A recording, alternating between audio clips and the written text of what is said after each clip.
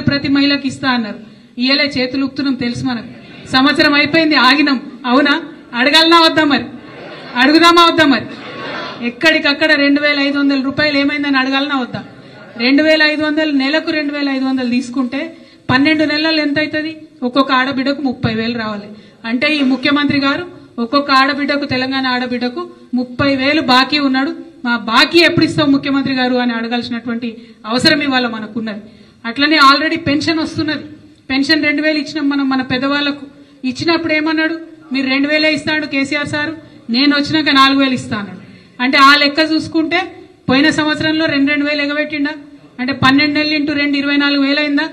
ఒక్కొక్క పెద్దవ్వకు ఒక్కొక్క పెద్దయ్యకి ఎంత ఇవ్వాలి? ఇప్పుడు ఎంత బాకీ పడ్డాడు? 24,000. అంటే అక్కడ 30,000 ఆడబిడ్డలకు, 24,000 మన పెద్దవాళ్లకు. బాకీ అడుగుదామా వద్దా మరి?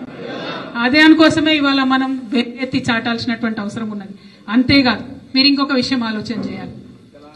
చాలా అంశాలు మాట్లాడి వికలాంగులకు సంబంధించిన అంశాలు అయితే ఘోరం, అన్యాయం, చాలా ఘోరం. ఎన్నో మాటలు. ఈ సంవత్సరంలో అక్కడ కేంద్ర బలగాలు ఉన్నాయి. కనీసం మన ఇంజనీర్లు పక్కకు పోయి ఆంధ్ర దిక్కు పోయి ఎన్ని నీళ్లు పోతున్నాయో మెజర్మెంట్ కూడా తీసుకోలేనటువంటి పరిస్థితి ఉన్నది. ఇంతవరకు 1 ఇయర్ లో నిజంగానే ఈ ముఖ్యమంత్రి గారు మాట్లాడేటటువంటి మాటలు ఏమంటాడు? ఆయన తొక్కుతా, పండబెడతా, ఇటు చేస్తా, అడి చేస్తా, కొడతా, తంతా, ఏంది పేగులు మెడలు వేసుకుంటా, ఇవన్నీ మాట్లాడు. ముఖ్యమంత్రి గారు మిమ్మల్ని ఛాలెంజ్ చేస్తా ఉన్నాం మేము.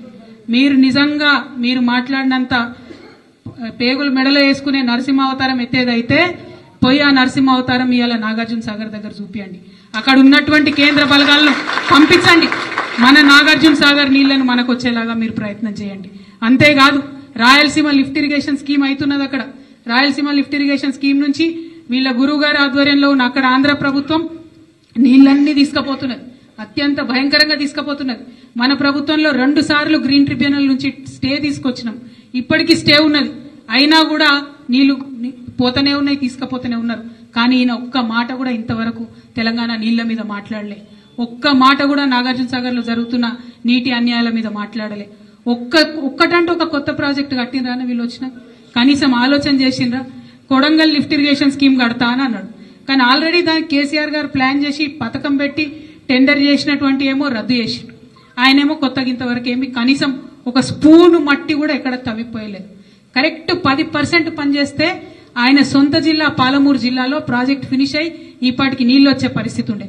కానీ కేవలం కేసీఆర్ గారి మీద కక్షతోని ఏంటంటే కేసీఆర్ సార్ చేసిండు, నేను దాన్ని తీసేయాలి, కేసీఆర్ సార్ మొదలు పెట్టిండు, నేను దాన్ని క్యాన్సిల్ చేయాలి. ఈ ఆలోచన తప్పితే ఇంకొక ఆలోచన లేదు.